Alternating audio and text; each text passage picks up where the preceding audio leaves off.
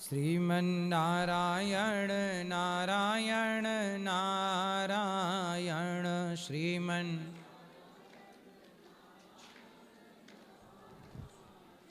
बोलिए गौरी गोपाल भगवान की।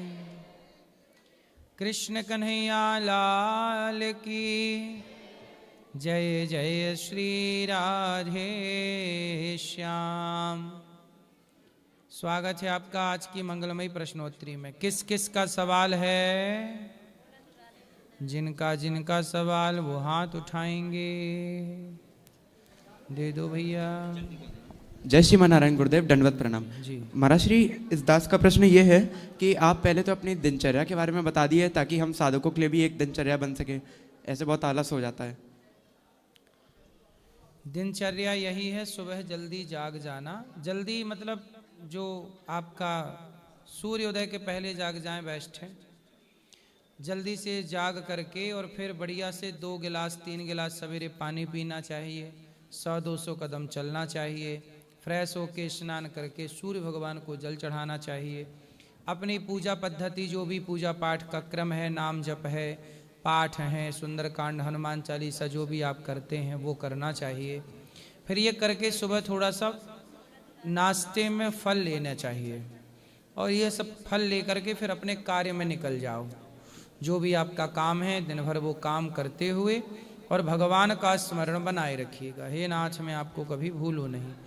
फिर अपना काम करते हुए शाम को आओ, जो भी आपका काम है वो काम करो। सोने से पहले पुनः भगवान का धन्यवाद दो कि प्रभु आज का दिन अच्छा आपकी कृपा से हुआ, सब ठीक रहा, आपने सद्बुद्धि दी, कृपा की प्रार्थना करके सो जाइए भगवान का चिंतन करते हुए। बस यही छोटा सा जीवन है। हर समय भगवान को याद रखना, काम करते हुए भी नाम जप करना, भगवान को भूलना नहीं है बस। गुरुदेव, जैसे कि साधक के लिए दैन्य भाव सबसे ज़्यादा जरूरी होता है, तो सबके लिए जैसे दैन्य भाव रखते हैं तो कोई जैसे अधर्म आचरण वाला है व्यक्ति और वो गुरु निंदा कर रहा है या कुछ भी ऐसा आचरण कर रहा है, तो उसके लिए कैसे दैन्य भाव आ जाए? नहीं, दैन्य भाव सबके लिए नहीं। राम जी ने रावण को मारा ही, फिर तो उनको समझाओ, समझाने से ना समझें तो जिस भाषा में समझे वैसे समझाओ। मारा पीटी तो ना करना, लेकिन वो ठीक ठीक से समझाओ, प्यार से समझाओ। ना समझे तो ला के समझाओ कि भाई यहाँ चल के देखो। गौरी गोपाल की सेवाओं को जब तक लोग देखते नहीं हैं तब तक उनका मन भाव अलग होता है, देख लेने के बाद मन भाव अलग हो जाता है। चूँकि इतनी बड़ी सेवा है गौरी गोपाल की कि सुनने पर न एक बार में यकीन नहीं होता। लोगों को लगता है गलत है, इतना थोड़ी हो सकता है, लेकिन जब यहाँ के देखते हैं तो लगता है कि नहीं जी 24 घंटे भोजन होता है। 25, अब किसी को कहो कि गौरी गोपाल में 30,000 लोग रोज़ खाते हैं, लोग विश्वास ही नहीं करेंगे। लेकिन जब आके यहाँ देख लोगे कि लाइन लगी ही है, आप बांटते बांटते थक जा रहे हैं पर बंटता ही चला जा रहा है, तब विश्वास होता है। कुछ चीज़ें सुन के नहीं आती हैं, देख के आती हैं, वही चीज़ें हैं, उनको ला सकते हैं क्या पाओ। गुरुदेव, जैसा कि हम लोग सत्संग में इत्यादि में सुनते हैं कि दिव्य महापुरुषों के जीवन में कैसी कैसी भगवान ने लीला के तौर पे परीक्षाएं ली हैं, तो उनको सुन के डर सा लगता है कि अगर भगवान ने कभी हमारे साथ ऐसी लीला की, हम लोग कैसे पास करेंगे उसको? नहीं, देखो भगवान परीक्षाएं आपकी अभी भी तो परीक्षा ही चल रही है। हर दिन, हर क्षण, हर समय हम एक एग्ज़ाम से गुजरते हैं। एक परीक्षा ईश्वर की चल ही रही है। अभी हम कथा सुनाए थोड़ी देर पहले, वो भी हमारी परीक्षा थी कि आज का दिन हमें कथा में सबको भगवान से कनेक्ट करना है, जोड़ना है, वो भी हमारा एग्ज़ाम था। अभी भी हम प्रश्नोत्तरी में आपके बीच में एग्ज़ाम ही दे रहे हैं कि आपको ठीक ठीक सुना पाएँ, समझा पाएँ, ईश्वर से जोड़ पाएँ। हमारी प्रश्नोत्तरी का, कथा सुनाने का, सेवा का मूल उद्देश्य ये है कि किसी भी बहाने आप भगवान से जुड़ जाएं, बस उसी में हम रहते हैं और भगवान की परीक्षा भगवान लेते रहेंगे, हम उनके भरोसे रह के चलते रहेंगे। जरूरी नहीं है कि हम पास ही हों, कभी फेल भी हो जाएं। फेल हो जाने का कष्ट नहीं है, पास हो जाने की खुशी नहीं है। समुद्र जैसे कितना भी बारिश हो, नदियों में बाढ़ आती है, समुद्र में बाढ़ नहीं आती। अपने को गंभीर बनाइए, छोटी छोटी बातों से प्रभावित ना हुआ करिए। गुरुदेव, एक चीज़ जानी थी कि आपके दादा गुरुदेव का तो नाम पता है, और उनके ऊपर कौन थे, मतलब वो चेंज जाननी थी थोड़ी सी। वो मैं कभी पुस्तिका एक हम बनवा रहे हैं पूरी नियमावली, उसमें पूरी परंपरा की फोटो सहित नाम सहित और सब चीज़ें देंगे, तो वो आप लोग प्राप्त करेंगे जल्दी से। ठीक है गुरुदेव, एकादशी कब है? परसों रखे कि कल कल व्रत रखे हैं? कल है एकादशी। एकादशी कल है। कल कौन सी तारीख है? 30 है ना? यस। 30 तारीख मतलब कल की ही एकादशी है। धन्यवाद, प्रणाम गुरुदेव जी। भैया फोटो आ गई? हाँ आ गई। खुशी हुई? खुश रहिए। मुगैम्बो खुश हुआ?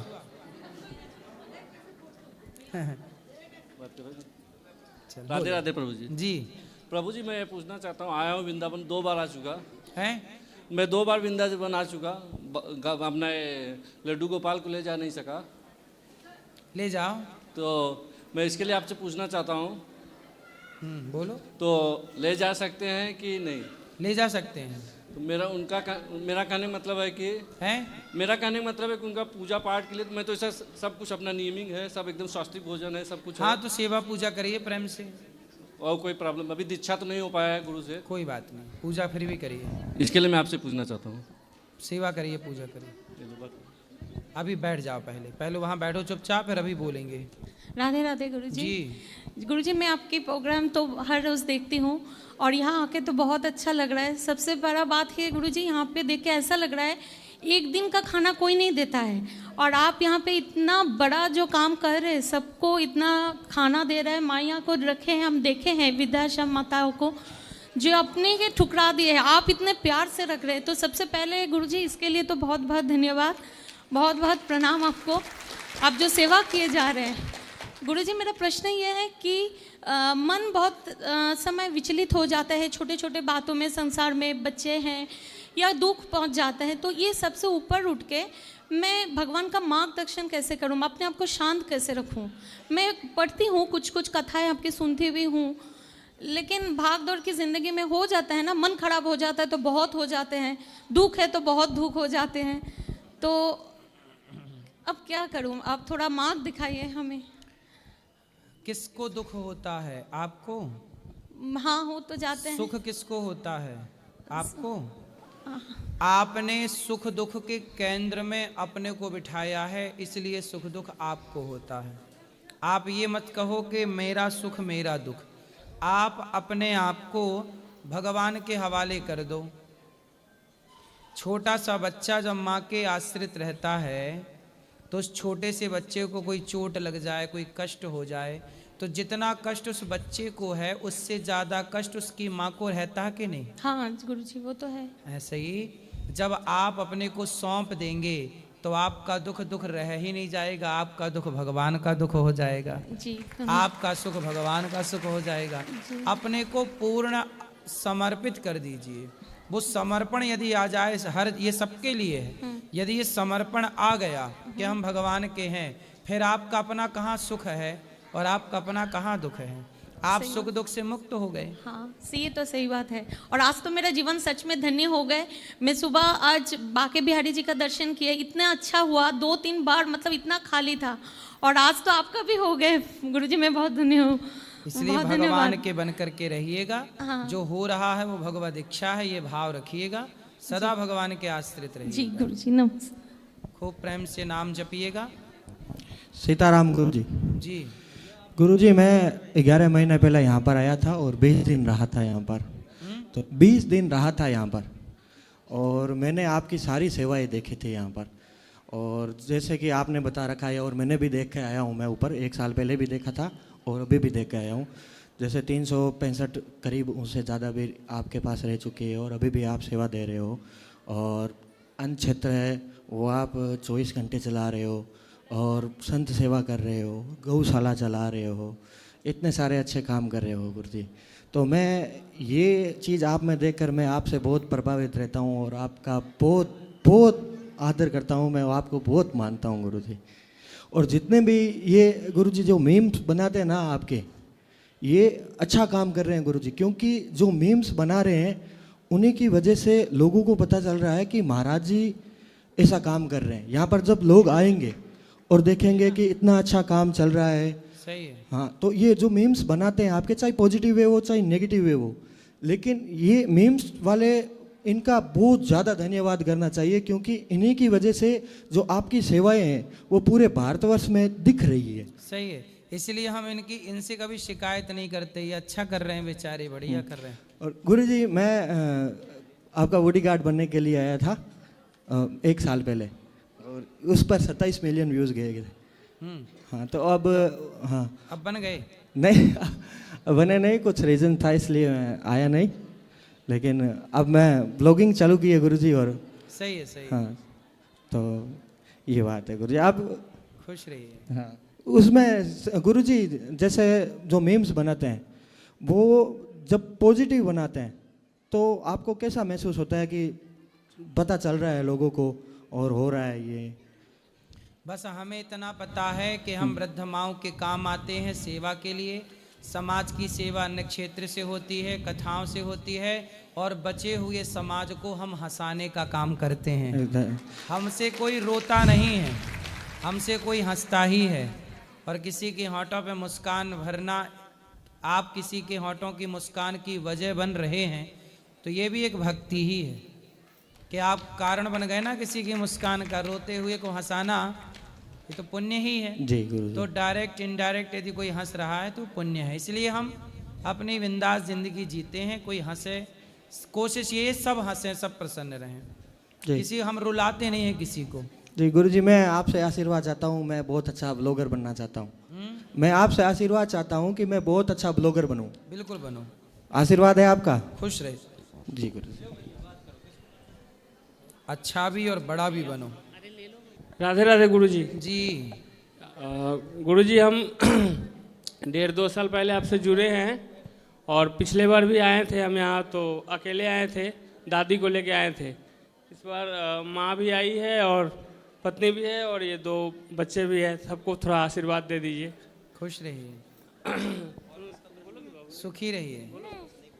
राधे राधे गुरुजी, राधे राधे जी। सबसे बड़ी बात तो मुझे आपको देख के बहुत खुशी हुई।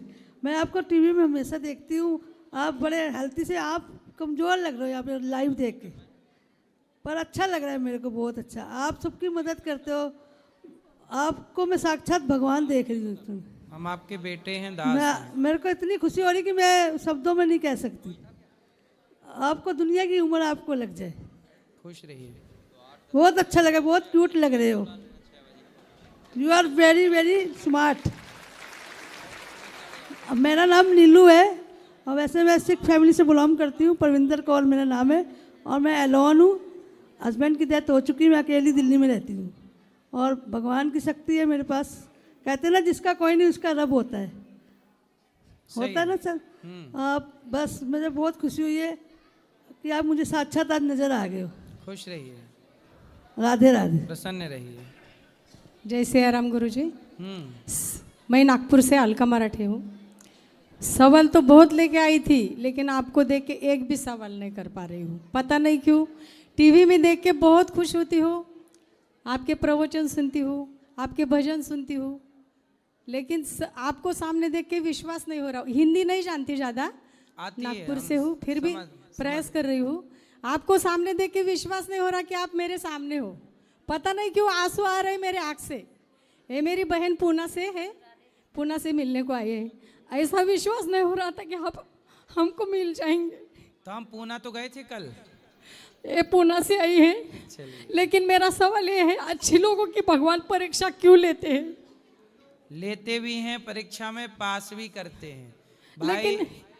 चिंता ना करिए, भगवान यदि परीक्षा ले रहे हैं तो पास भी करते हैं।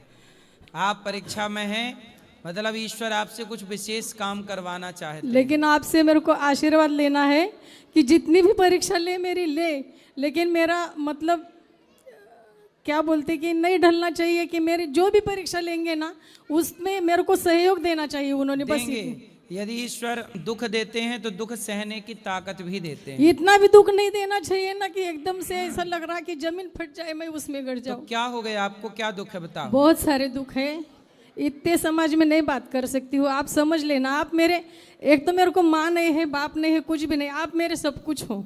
तो आपके पति कहाँ हैं? नागपुर में रहते अच्छे हैं?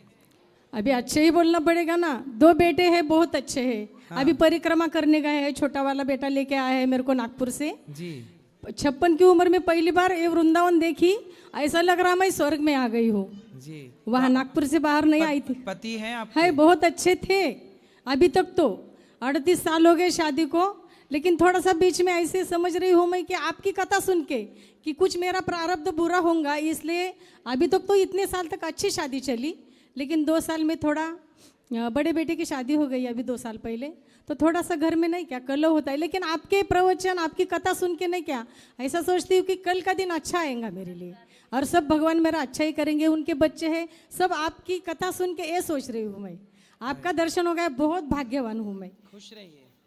दुख में मत घबराना पंछी, ये जग दुख का मेला है, चाहे भीड़ पड़ी अंबर पर उड़ना तुझे अकेला है।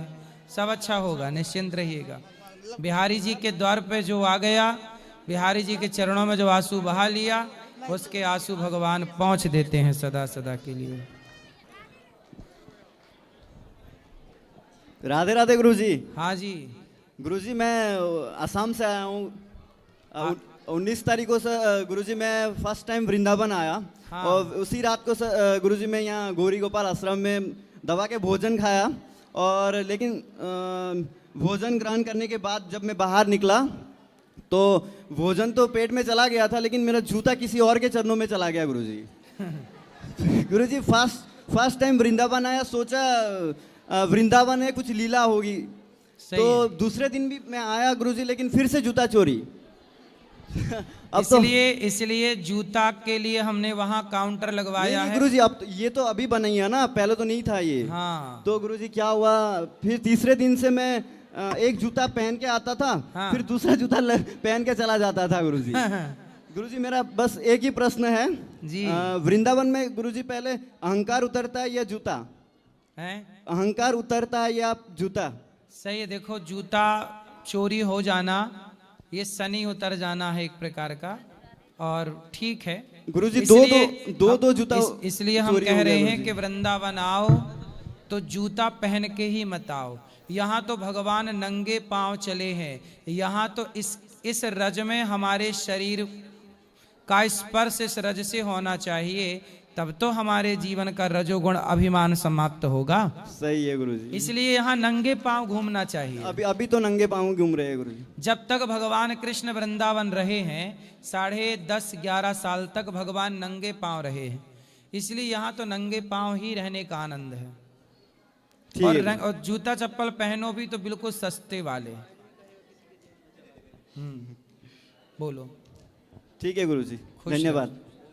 राधे राधे गुरुजी, प्रणाम गुरुजी। जी गुरुजी, मेरा प्रश्न यह था कि कुछ समय से कुछ ऐसे स्वप्न आ रहे जिसे देखकर डर लगता है कि कान्हा जी को स्वप्न में देखती तो हूँ, बस ऐसी अवस्थाएं होती जिन्हें देखकर बहुत मन विचलित हो जाता है कि स्वप्न में मेरा रजस्वला धर्म रहता है, उस अवस्था में कान्हा जी मेरे पास होते, मैं उनके